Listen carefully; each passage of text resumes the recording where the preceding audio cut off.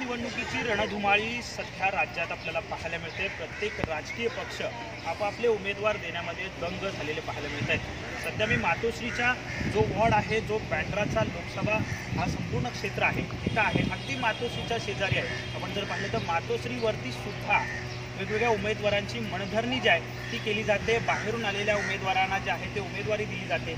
या सगळ्यामध्ये जे आहे ते सगळेच राजकीय पक्ष दंग असलेले पाहायला मिळत आहेत। परंतु सध्या जे आहे एक मुद्दा समोर येताना पाहायला मिळतो, बँड्रातली शासकीय वसाहतीतले सगळे कर्मचारी जे आहेत किंवा जे सगळे रहिवासी आहेत त्यांनी जे आहे ते आगामी लोकसभा निवडणुकीवरती बहिष्कार टाकलेला आहे। या सगळ्या महिला वर्ग आपल्या सोबत आहेत। नेमकं त्यांचं काय म्हणणं आहे आपण जाणून घेणार आहोत, कारण साहजिकच आहे निवडणूक तोंडावरती आलेली आहे आणि त्याच अनुषंगाने हे सगळे रहिवासी आहेत त्यांनी प्रलंबित मागण्यांसाठी जे आहे ते आगामी निवडणूक जी आहे त्या निवडणुकीवरती बहिष्कार टाकण्याचा निर्णय घेतलेला आहे। सगळ्या कॉलनीमध्ये शासकीय वसाहतीमध्ये जे आहे ते तसे बॅनर्ससुद्धा लावण्यात आलेले आहेत। साहजिकच काय त्यांचं नेमकं म्हणणं आहे आपण ते जाणून घेणार आहोत। काय सांगाल, का मतदानावरती बहिष्कार टाकतात? ॲक्च्युली बहिष्कार असं म्हणता येणार नाही, आम्हाला हा नाविलाज आहे की आम्ही असा हा शब्द उच्चारला आहे। ॲक्च्युली काय आहे, आज एवढी वर्ष जवळजवळ 15-20 वर्ष आम्ही हा लढा लढतोय की आम्हाला आमचं स्वतःचं हक्काचं घर हवं आहे। आज इथे किती बाहेरून जे लोक येतात 4 ताट्या उभ्या करतात, एक पडदा लावतात, झालं, त्यांना घर हक्काचं देऊ शकता तुम्ही, शासन आहात, तुमचं सगळे अधिकार आहेत, पण आम्ही तुमचे नोकर आहोत, आम्ही तुमच्यासाठीच इथे आज एवढी वर्ष राहिलो आहे। आम्ही स्वतःचं घर नाही घेतलं का, आम्हाला शासनामध्ये नोकरी करतो, लांबून येणं जाणं आम्हाला जमत नाही। मग आज जे आम्ही जे इथे राहिलो आहोत, जे तुमची नोकरी करतोय, मग तुमची चाकरी करत असताना आम्ही असं नाही सांगत की त्यांच्यासारखं आम्हाला फुकट घर द्या, आम्हाला माफक दरामध्ये घर द्या, एवढंच आमचं म्हणणं आहे। मग आम्ही प्रत्येकाला विनवण्या करतोय, अगदी मुख्यमंत्र्यांनी सुद्धा आम्हाला आश्वासन दिलं की आम्ही तुम्हाला घर देतो। ह्या इलेक्शनपासून काय आम्ही फक्त मनधरणीच करायची का? आम्हाला आमचं हक्काचं घर नको आहे का? आम्ही असं फुकट मागतच नाही आहे घर, आम्हाला माफक दरात थोडंसं घर म्हणजे एक घर द्या आम्हाला, घरासाठीच आमचं म्हणणं आहे। बरोबर आहे, आणि त्यामुळेच हा संपूर्ण बहिष्कार जो आहे तो निवडणुकीवरती टाकलेला आहे। कुठल्याच पक्षाला तुम्ही मतदान करणार नाही का काय? कारण नोटाचा सुद्धा एक पर्याय त्या बॅलेट पेपरवरती जे आहे ते ऑलरेडी असतो, मग तो अधिकार सुद्धा तुम्ही बजावणार नाही?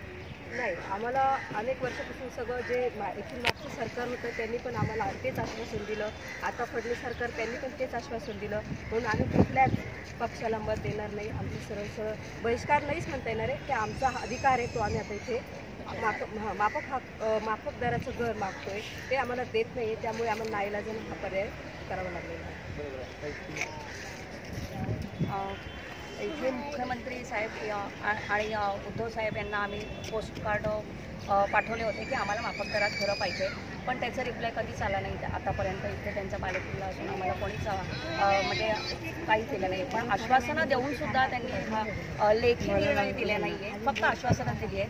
पण आमचं सगळ्यांचं असं म्हणणं आहे, एक तर तुम्ही हो तरी सांगा किंवा नाही तरी सांगा, कारण का आश्वासनं देतात त्या अर्थी तुम्हाला काहीतरी पर्याय निवडावं लागेल हे तुम्हाला माहीत आहे, त्यानुसार तुम्ही आम्हाला आश्वासनं देता येईल। 30 वर्ष आश्वासन देताय, सांगा ना, नंतर मग आम्ही बघूया ना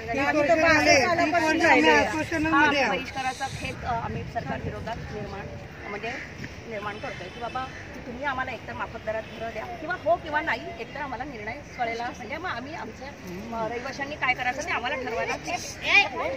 बरोबर आहे, कुठेतरी नाईलाज झालेला आहे तुमचा सगळ्यांचा, म्हणून पाऊल उचललं। कारण का प्रत्येक वेळेला आम्ही सगळ्यांना निवडून दिलं, पण कोणीही आमच्याकडे बघितलं नाही आहे। किती वर्ष आम्ही लहानाचं मोठं झालं इथे, आमच्या समोर अक्षरशः म्हणजे झोपडपट्ट्याची बिल्डिंग झाली, पण आम्ही आहे तिथेच आहे, आमचं कोणीही ऐकत नाही। त्यामुळे आम्ही कोणीही आमच्याकडे मतदान द्यायला आलं तर आम्ही ऐकणार नाही, आम्ही फुकट नाही मागत, आम्हाला माफक दरात द्या, आम्ही फुकट नाहीच मागत, पण आम्हाला तुम्हाला झोपडपट्टीवाल्यांना आमच्या समोर आम्ही लहानाचं मोठं झालं आणि आम्ही त्यांची घरं बघतोय आणि आम्हाला कायच नाही, आणि आता आमच्यात ऐपत पण नाही तेवढी घरं घ्यायला। पण हा जो अधिकार आहे निवडणुकीचा किंवा मतदानाचा तो त्याच्यावर बहिष्कार टाकण्याची वेळ जी आहे ती या सगळ्या राजकीय लोकांनी हो, ते राजकारणी लोकांनीच आणलं, कारण का आम्ही खूप वेळा आम्ही सगळ्यांना निवडून दिले, पण आमचा पर्याय आम्हाला कंटाळाच आला आता. आश्वासनच आम्ही ऐकले, प्रत्येक वेळेपर्यंत आश्वासन देतात, बाकी काही नाही केलं. निवडणूक झाल्यानंतर कोणी आम्हाला वेळेला आश्वासन देतात की घरं तुमच्या नावावर करणार, पण एकदा त्यांना निवडून दिलं की ते परत आम्हाला निवडून बघत नाही. आम्हाला हे घर आता तर आम्ही ठरवलंय, मत घ्या आणि घर द्या, हे आम्ही आता निर्णय पक्का केलेला आहे. घर द्या मत द्या. 5 वर्ष असं करून आम्ही महिला वर्ग आपल्यासोबत बोलताना पाहायला मिळतात. परंतु ताई, तुम्ही काय सांगाल, आता जर आपण पाहिलं तर मतदान करताना जर आपल्या कुठल्याच राजकीय पक्षाला मतदान करायचं नसेल तर एक वेगळा इतर असा एक पर्याय असतो, तो तरी निवडणार आहात की पूर्णपणे बहिष्कार? पूर्ण बहिष्कार. बहिष्कार एकदम मी घालणार नाही. आमच्या ज्या मागण्या कोणी पुरी करेल त्याला आम्ही मतदान देऊ, नाही पण आम्हाला आश्वासन हो पाहिजे, लेखी असं नाही आज देणार उद्या देणार. इलेक्शन होईपर्यंत आश्वासन नकोय. आम्हाला राहायला जागा नाही, एवढी घरं आम्हाला ही झाली. सरकारकडून आम्हाला लेखी पाहिजे. नाही तर इलेक्शन होईपर्यंत सांगतील आम्ही देतो म्हणून, आणि नंतर मग सांगतील.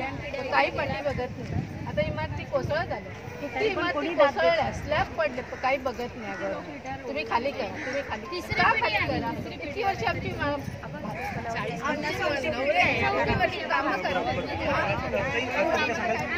किती ह्या सगळ्या कॉलनी आहेत, किती कॉलनी हा संपूर्ण बहिष्कार टाकलेला आहे?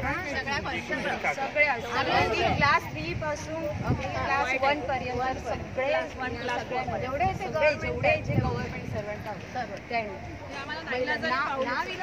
आम्हाला म्हणजे असं म्हणायचं नाही की आम्ही बहिष्कार हा शब्द आम्हाला खूप वाईट वाटतं की बहिष्कार टाकला, कारण निवडून देणं हे आमचंच हे कर्तव्य आहे. पण बहिष्कार करणं का गरजेचं आहे की लोकांना निदान थोडीशी तरी जागरूकता यावी की आम्ही गव्हर्नमेंट सर्वंट आहोत, आम्हाला स्वतःचं घर हवं आहे. घर आम्ही ज्या घरासाठी दडतोय आज एवढी वर्ष, निदान आम्ही जास्त प्लॉट वगैरे नाही बघत, 1 BHK द्या, तुम्हाला छोटं घर द्या, पण हक्काचं घर द्या. तुम्ही जर रस्त्यावरच्या माणसाला स्वतःचं घर फुकट देताय, मग आम्हाला का नाही मिळू शकत?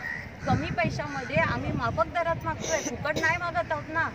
मग कुठल्या पक्षांनी आश्वासन दिली? सगळ्याच पक्षांनी निवडणुकी 4 वर्षापूर्वी फडणवीस स्वतः एक लोकांच्या मैदानात येऊन आम्हाला मालकीच्या कराच्या संदर्भात आश्वासन दिलं. त्यानंतर आम्ही 4 वर्ष त्यांची पूर्ण वाट बघितली. त्यांनी आमचं कुठलं हे केलं नाही. वारंवार मिटिंग झाल्या, दादा पाटलांसोबत पण मिटिंग झाली, तर त्यांनी आमच्याकडे कोणीही बघितलं नाही. आम्ही उद्धव साहेबांकडे पण गेलो तरी